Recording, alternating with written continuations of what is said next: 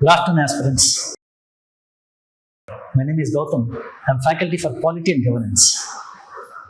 Now, there is a lot of furore and a lot of dissatisfaction among the students about the quality of the civil services preliminary question paper this year. The furore is primarily because of the fact that a good number of students have felt that the question paper is slightly lengthy, the question paper is slightly unconventional. Now, in response to all these statements and the furore that is going on across the entire country in recent days, the thing that can be said about the paper is that it is slightly different. It is unconventional in the sense that previously the questions used to be a little more searching. Questions used to be analytical and questions used to test the candidate's understanding of the concepts or his conceptual clarity. But this year, there is a larger dose of factual knowledge which is tested. And that's the reason students consider that this paper is slightly tough. And secondly, a lot of students felt that a lot of questions which are asked on the factual information is also of not recent or current happenings, which makes it very difficult for students to plan their preparation. And all those students who have focused on the conventional style of the question paper of UPSC were very seriously disheartened and disillusioned. And that's the reason why we have this recent furore against the question paper, particularly the general studies question paper in the civil services preliminary 2026. It is in this context that we'll try and discern and try and dissect the nature of the questions which are given in polity and governance. The first question is a question that is based on the factual information. It is based on Article 13. The question is very simple and straightforward. However, the examiner tried to present a scenario instead of asking the question straight away. X explained that the meaning of the term law in Article 13 of the Constitution was comprehensive, including ordinances, orders, rules, and regulations. Y pointed out that Article 13 also included customs or usages having the force of law in the territory of India. X was not convinced. X was not convinced. Based on the above, select the correct conclusion. What would be the right answer for this scenario that was given in the question paper? A. X is correct in the interpretation of law, including the view on non-inclusion of customs. Now, please remember that Article 13, Clause 3A clearly defines a law. A law is defined in this article as the proper enactments made by legislatures, subordinate laws, which include the rules, regulations, government orders, as well as notifications, as well as bylaws. All of them are included in the part of the definition of law under Article 13, as well as, of course, ordinances. Article 13 also further includes customs, conventions, or usages having the force of a law, also as a part of the definition of law under Article 13. Therefore, looking at the scenario, the contention of Y seems to be more appropriate than that of X. That's the reason why we can strike down the first alternative. X is correct in interpretation of law. He is wrong because X has not included customs and usages. Third, the view of Y that law included custom is not correct. This also is wrong because the view of Y is that law included customs. Therefore, this contention also is wrong. Third, the views of both X and Y are correct. This is also wrong because X's definition of law is not comprehensive and is not correct.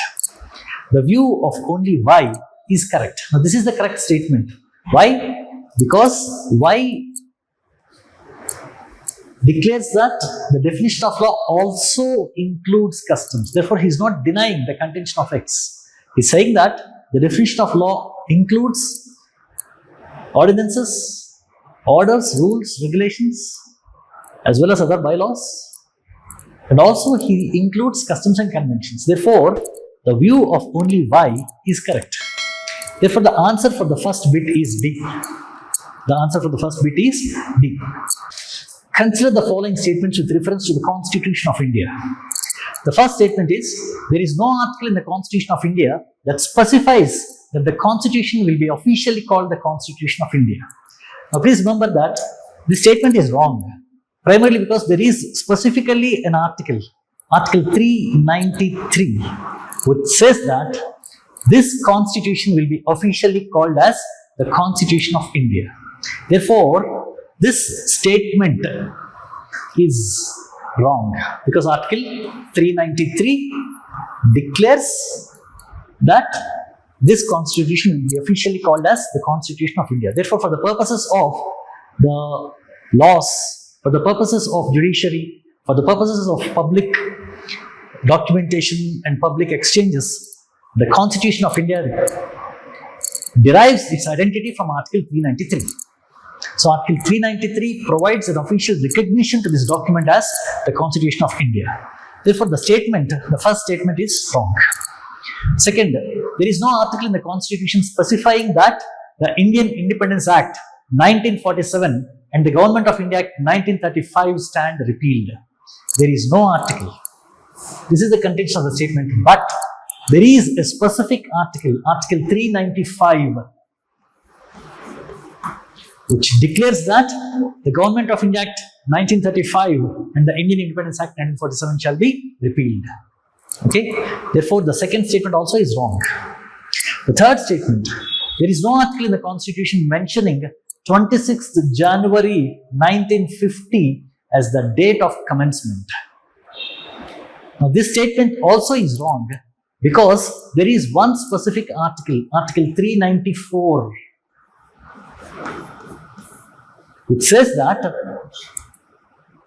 26th January 1950 is the date of the commencement of Indian Constitution. So please remember that a lot of students are aware of preamble, which identifies the date of adoption of the Indian Constitution as 26th November 1949. But a lot of students are not aware of Article 394, which also explicitly declares January 26th, 1950 as the date of the commencement of Indian Constitution. Now, this is where all the three statements are therefore wrong. All the three statements are therefore wrong. The correct answer for this question is that there is no correct statement. The answer is B. Now, please remember that this also is a factual question, a fact-based question. The students required to know these articles beforehand. 394, 393, 395. If they know these articles, they'll be able to point the correct answer. Otherwise, it becomes difficult. But for students preparing for civil services, they were expected to know these articles because these articles are very important. Article 393 gives identity and official recognition to the document called the Constitution of India for the purposes of laws, for the purposes of judicial pronouncements, and for everything. Article 393 is therefore a very important article which every aspirant for civil services requires to know, is expected to know. In the same way, Article 395 also every student is expected to know because it is this article which declares that the Indian Constitution replaces the Government of India Act 1935 and the Indian Independence Act 1947. And it is this article which also indicates that all those laws which are in contravention to the Indian Constitution will not be valid, will be repealed. That's the intent of this article, Article 395. By indicating that the Indian Constitution replaces the Government of India Act 1935 and the Indian Independence Act 1947, it indicates that all those laws which are in contravention to the Constitution will be repealed. So that's the importance of this article, Article 395. And that's the reason why students are expected to know this article as well. In the same way, the date of the commencement of Indian Constitution, 26th January 1950, is also declared in Article 394. This also is an article which students should remember. Students who are aspiring for civil services should remember.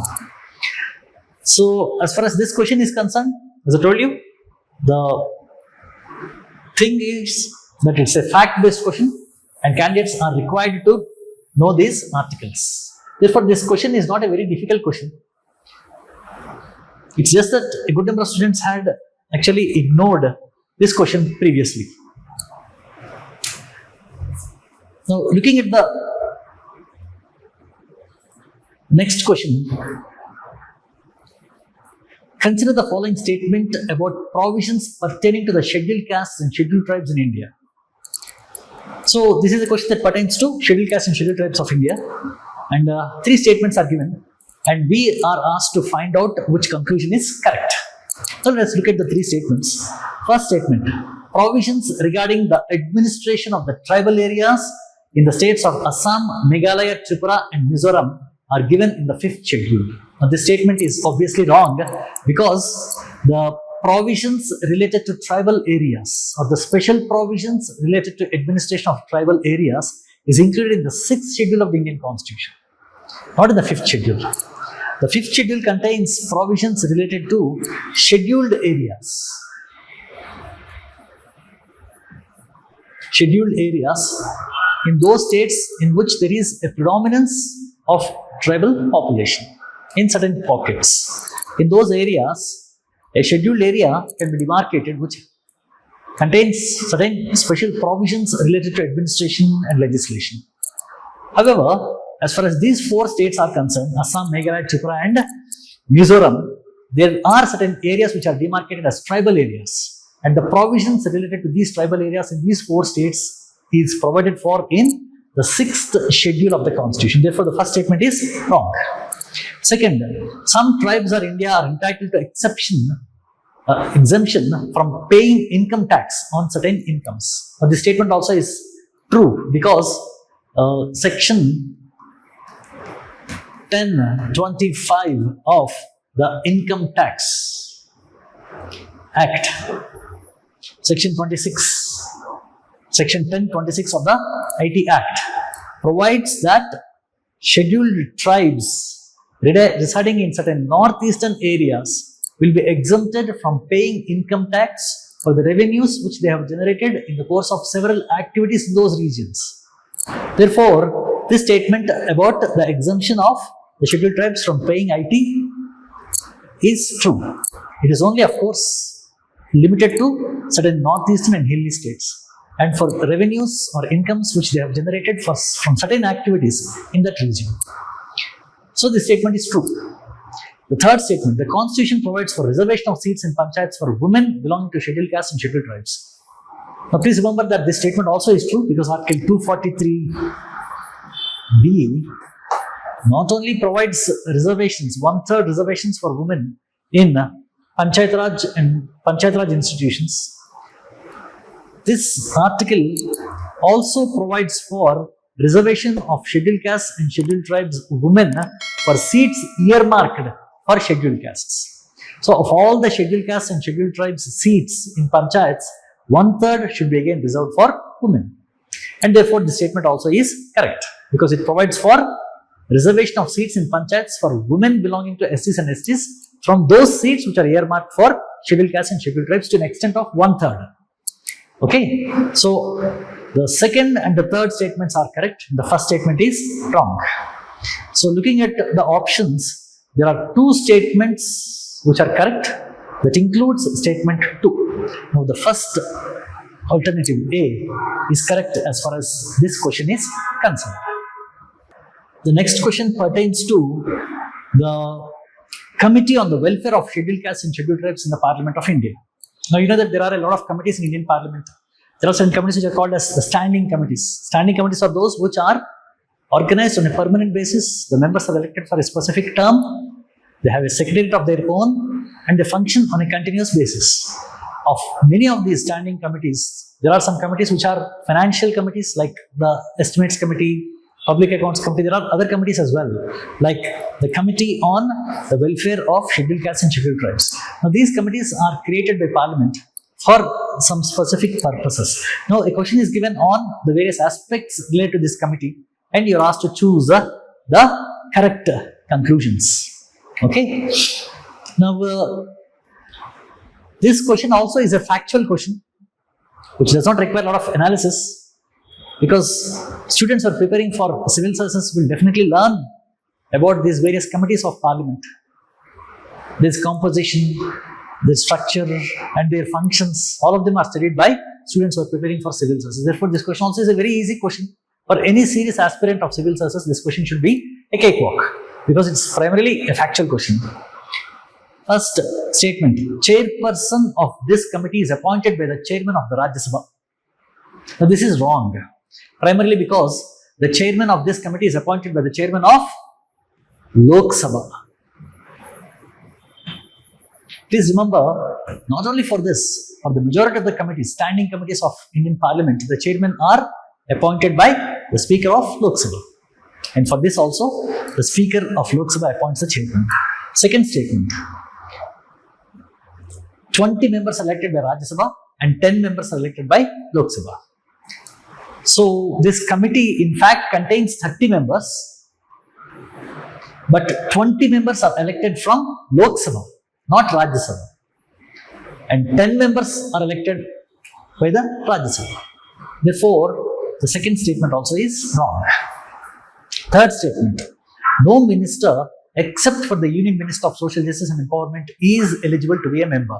Now, this statement also is wrong because not only for this committee, but for many of the important standing committees of Parliament, ministers are not eligible to be members. And therefore, this committee also is no exception to the general rule related to parliamentary committees. Fourth, the members are elected for a fixed term of 2 years from the date they enter their office. This statement also is wrong because the members of the majority of the standing committees of Parliament are elected only for 1 year, and that rule applies for this also. So the members are elected for 1 year. Therefore, all the statements given in this question are wrong. Okay, therefore the answer is there is no correct statement in this question. That's the correct answer for this bit. Going ahead,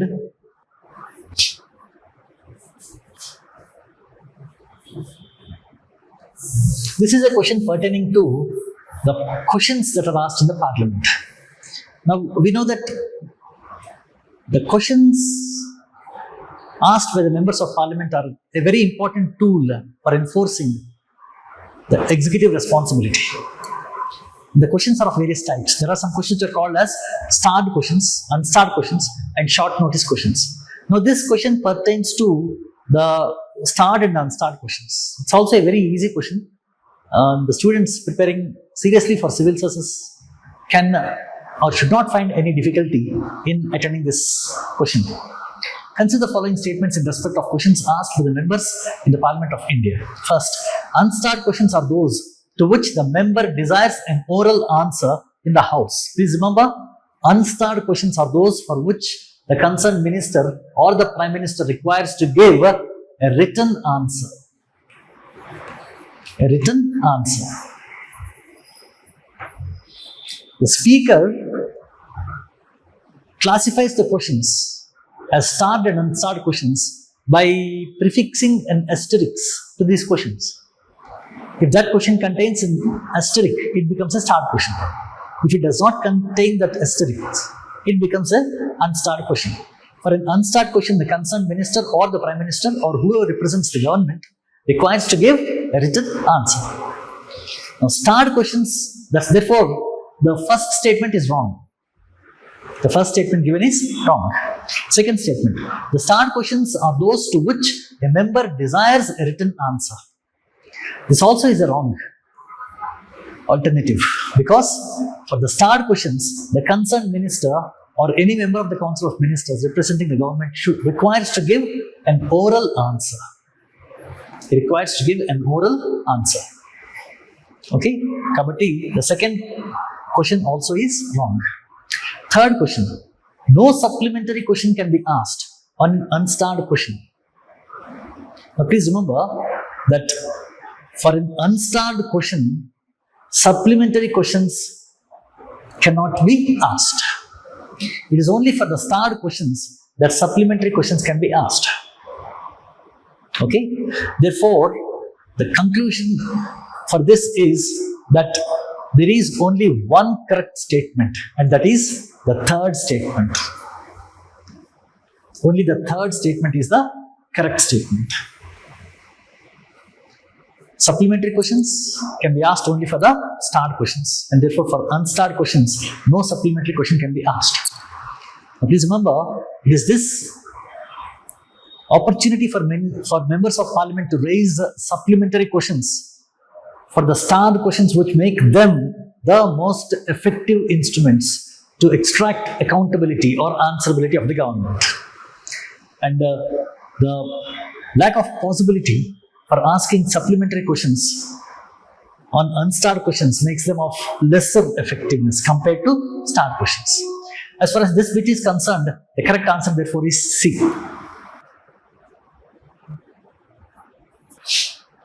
Going ahead, the next set of questions that have appeared in the examination are questions pertaining to governance and public administration. Most of the questions given in this segment are, as I told you earlier, questions which are in the form of situation response tests. But please remember that these are not random situations.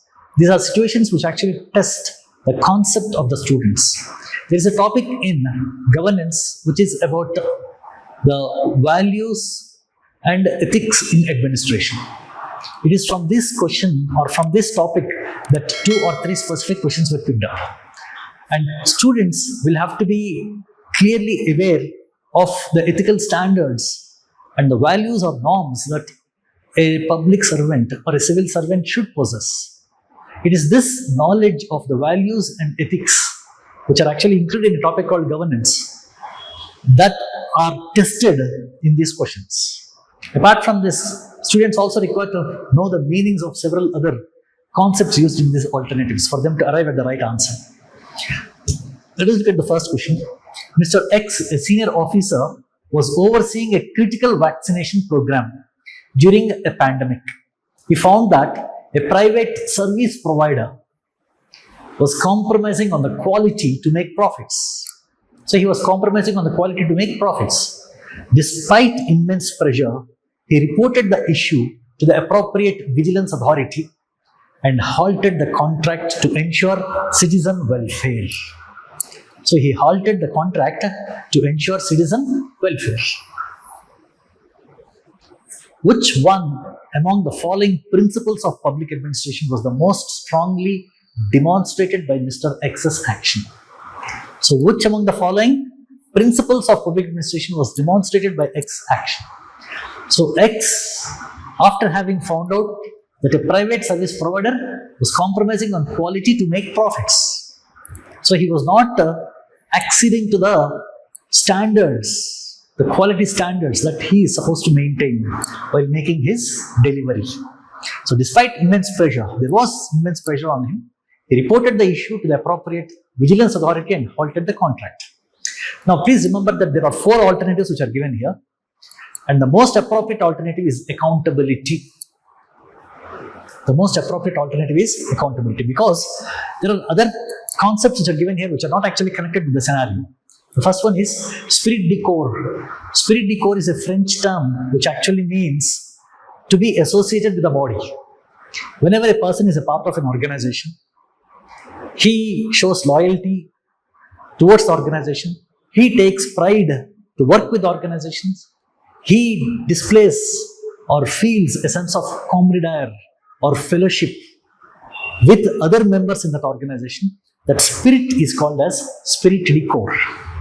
The spirit of identifying yourself, taking pride and associating yourself and developing a common sense of feeling towards other members of that organization is called as spirit de corps. This was a term which was earlier associated with the army, but later this term got extended to usage even in private organizations as well as public organizations as well.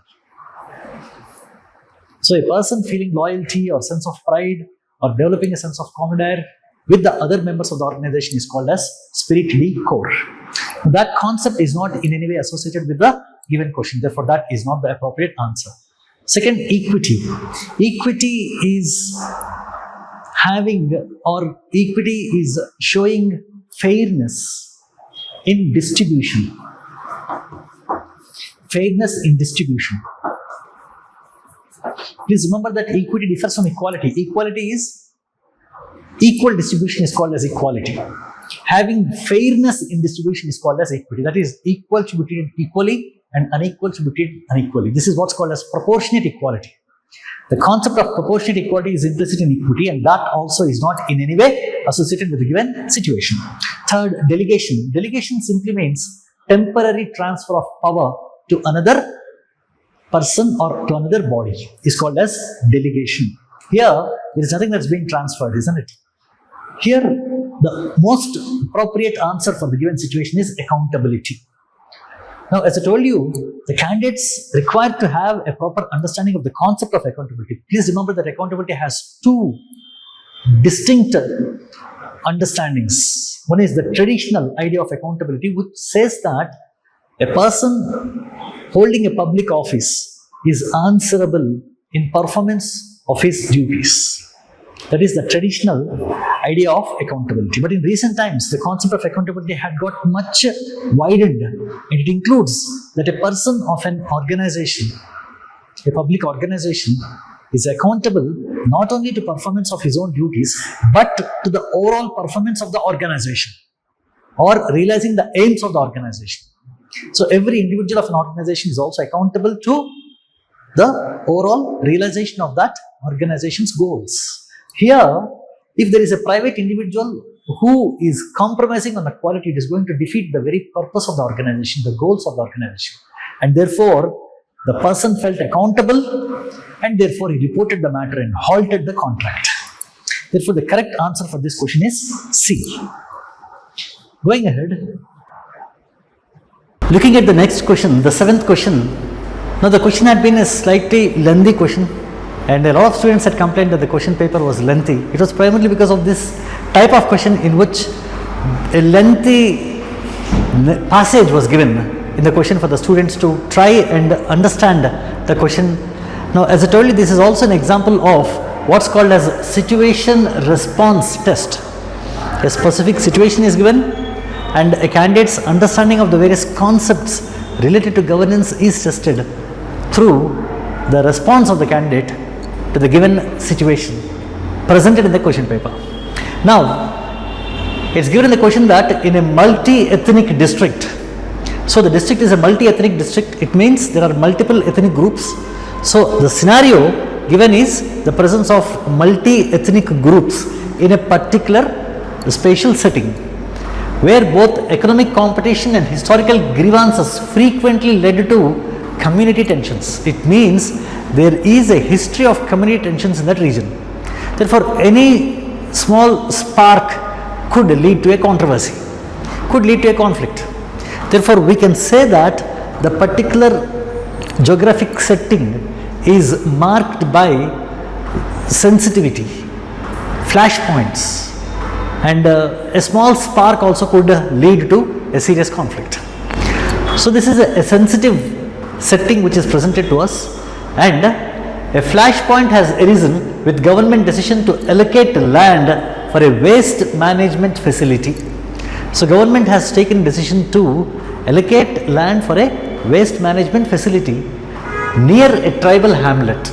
Now it is given that there is a tribal hamlet, and near the tribal hamlet the government had earmarked a specific land for this waste management facility. Now the tribal community responded through protests, and it is also claimed that the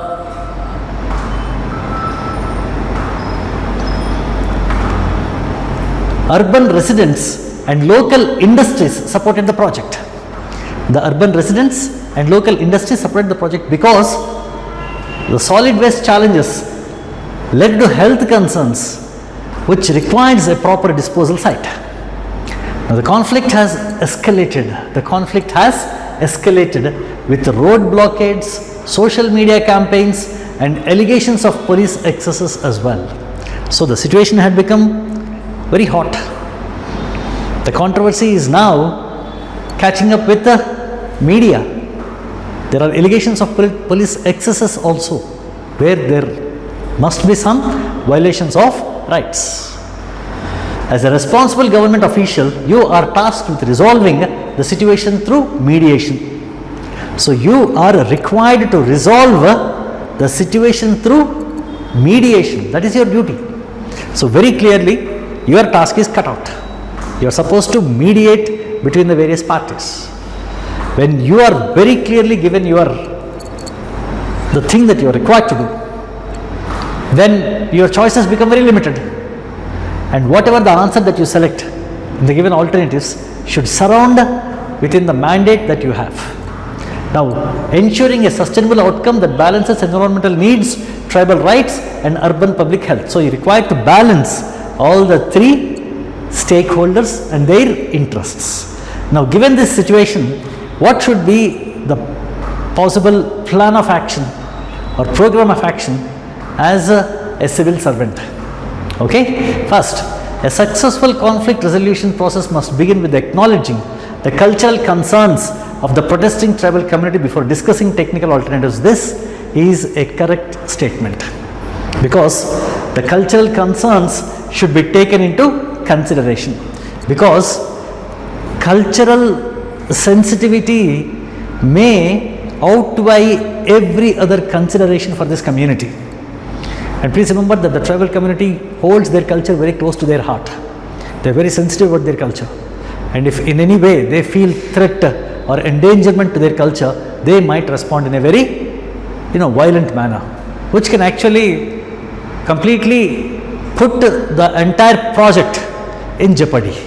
Therefore, the first statement is correct, because a successful conflict resolution must begin with acknowledging the cultural concerns. It's just not the economic consideration or the technological consideration or the interests of the industries or urban population living in that vicinity. It should be the cultural sensitivity of the tribals which should be given a very important consideration. Should begin with acknowledging the cultural concerns before discussing the technical alternatives. So first statement is correct. Second, the government should move ahead with the project without delay to address urban health concerns which outweigh the sentiments of a small group. Now, the second statement is not correct, primarily because there is an element of haste. If the government is going to move ahead with the project without delay to meet the needs of the urban health, or to cut down on costs, or to prevent cost escalation, by not giving sufficient regard to the sentiments of a small group, then the project may itself face a lot of hostility and the purpose of the project itself may be defeated. Therefore, the second statement is not correct. Third, creating a multi-stakeholder dialogue platform. Creating a multi-stakeholder dialogue platform, including tribal leaders, environmental experts and municipal representatives, to build mutual understanding and help de-escalation of the tensions. This also is a correct statement. You have to create a multi-stakeholder platform. There should be discussions, there should be consultations, there should be collaboration in a transparent manner before any decision is arrived at. Now, if you can create a platform and if you can put in place a consultative mechanism, then the fears, the inhibitions, the concerns may be properly addressed, which can be a smooth sailing for the project itself. Therefore, this statement also is correct. Conducting an independent environmental and social impact assessment (ESIA) and sharing findings transparently with both sides to facilitate evidence-based decision making. Now, this also is a very, very important step which should be taken up, because if there is an opportunity for conducting of an independent environmental and social impact assessment which comes out with a proper study related to feasibility, related to the profitability, related to the viability and the alternatives that are available, if there is an independent study that can be conducted which provides for all this, that independent study and that project report may play a very big role in convincing the various sides through evidence-based decision making. Therefore, third statement also is correct. So, in this question, the right answer would be A, 1, 3 and 4 only. Okay. Now, going ahead, let us look at the 8th question now. 8th question also is in the form of a situation response test, and here it is about a dilemma which sometimes public servants or civil servants face. This is what's called as professional dilemma. There are organizational ethics, there are rules that you are required to follow, there is the need for a public servant or a civil servant to be committed to law, there is also a need of the public servant to be committed to the common good or public good. So, all these should be kept in mind whenever a civil servant embarks on a particular decision. Now, the given scenario is this. Miss X is a mid-level civil service official working in the urban development department of a major city. Recently, she was involved in approving a contract for public infrastructure project, a new community park. So, it is a contract for creation of a public infrastructure in the form of a park. During the approval process, she received a piece of confidential information. Here, the examiner had clearly mentioned that the piece of information that she received is a confidential information, that is information which shall not be readily made available to the public, indicating that one of the shortlisted contractors had a history of poor workmanship,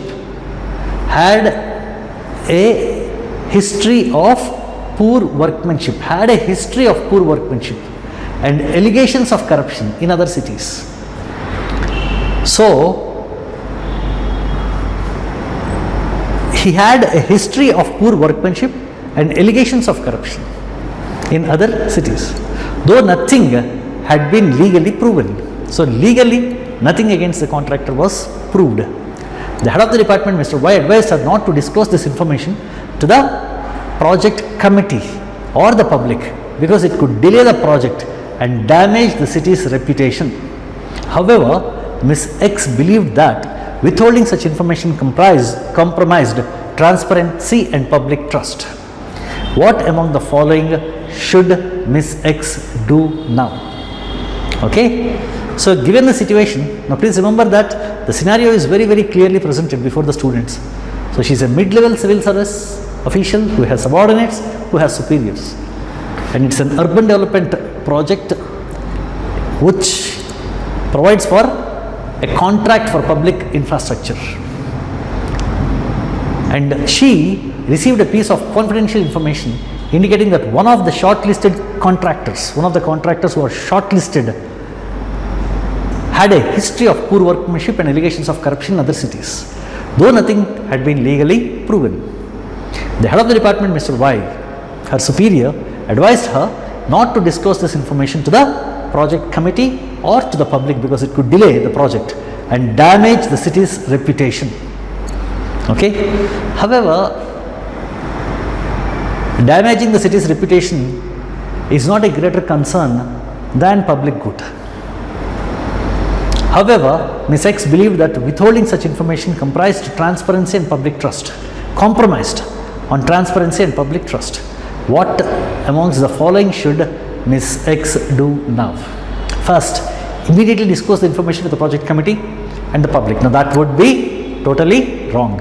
Why? Because it was declared very clearly that the piece of information which received was confidential information. It means it should not be readily and immediately disclosed to the public. Second, recommend removing the contract from the shortlist to protect the project's integrity. Even this also would be acting in haste because nothing against the contractor had been proved legally. So, whatever were the allegations, they were still not proved legally. And you know that jurisprudential principle that a person cannot be considered guilty unless his guilt is established beyond reasonable doubt with adequate proof. So, with no legally proven fact for her to rely on, she cannot recommend removing the contract from the shortlist to protect the project's integrity. If there was some allegation proved legally, that could become a ground for her to recommend removing the contract from the shortlist. But there is nothing against the contractor legally established. Third, she should propose a limited disclosure to an oversight committee while keeping the information confidential from the public for the time being. Now this can be considered as a very balanced approach, because she is only providing a limited disclosure, trying to maintain the confidentiality of the information that she received. Secondly, she is also keeping the information confidential from the public, at least for the time being. Now that would, to a very great extent, be the right approach that the person should be adopting in the given scenario. Therefore, for this question, the first alternative is wrong, the second alternative also is wrong, and the only correct alternative is the third alternative. Propose a limited disclosure to an oversight committee while keeping the information confidential from the public for the time being. Therefore, the answer is 3 only. This is the answer for this question. Moving ahead. Now, this is a question that can be identified as a part of the rights issues as well as governance. Which of the following statements with regard to persons with disabilities in India are correct? You are asked to identify the correct statements. First, the Rights of Persons with Disabilities Act passed in 2018 mandates reservation in education and employment. Now please remember, this act, the Rights of Persons with Disabilities Act, clearly mandates that reservation should be provided for education and employment. However, the act was passed in 2016 and not in 2018. Therefore, the first statement is clearly wrong statement. Second, the Sugamya Bharat Abhiyan focuses on universal accessibility across 3 domains: built infrastructure, transport system and ICT. Now, this statement is perfectly true. The Sugamya Bharat Abhiyan focuses on universal accessibility to the persons with disabilities. Persons with disabilities. With across 3 domains: built infrastructure, that is providing them with better access to government facilities like the government offices, tourist places and so forth.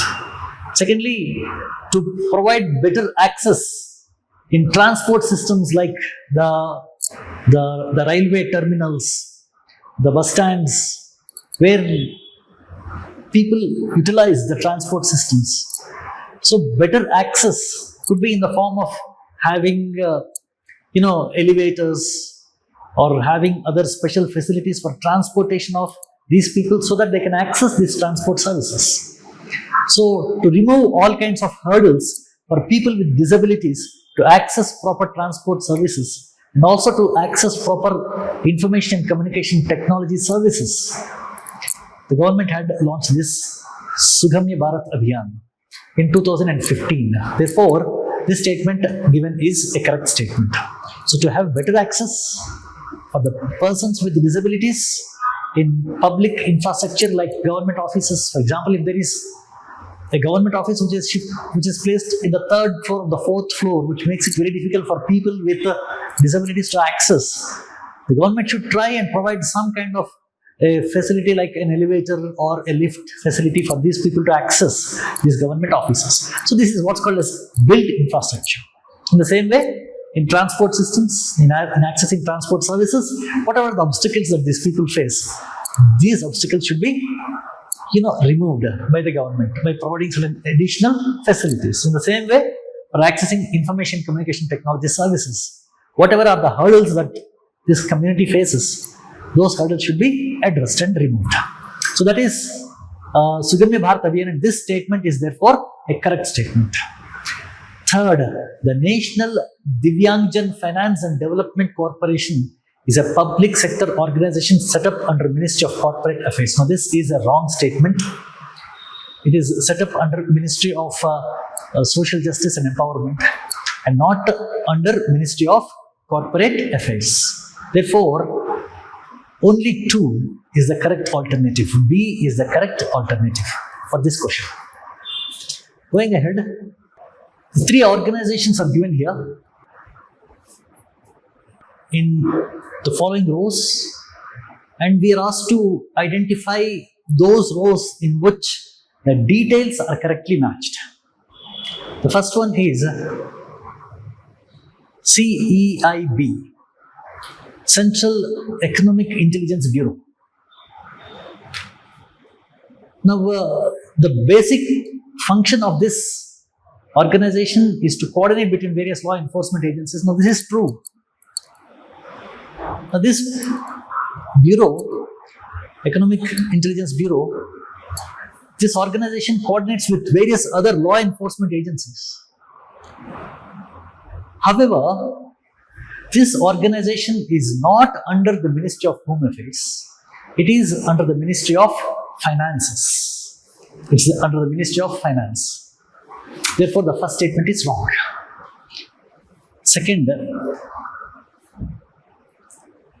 SFIO, Serious Frauds Investigation Office. Now, this is an organization which investigates complex corporate frauds. This is true, as far as its function is true. And this organization is under the Ministry of Corporate Affairs and not Ministry of Finances. And therefore, this statement also is wrong. This is under the Ministry of Corporate Affairs.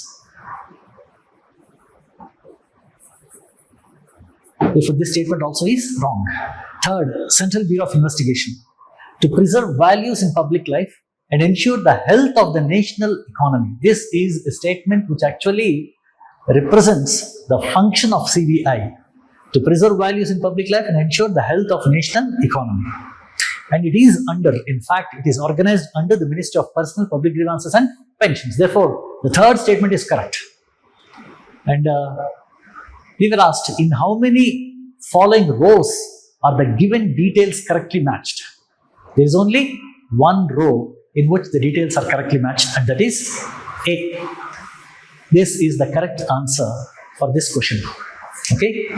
So, there is only one row in which the details correctly matched. Therefore, the answer is A. Now, going ahead, trying to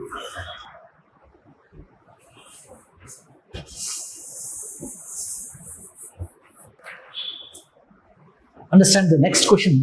Which of the following statements about Zero First Information Report, Zero FIR, under the Bharatiya Nagarik Suraksha Sanhita 2023 are correct?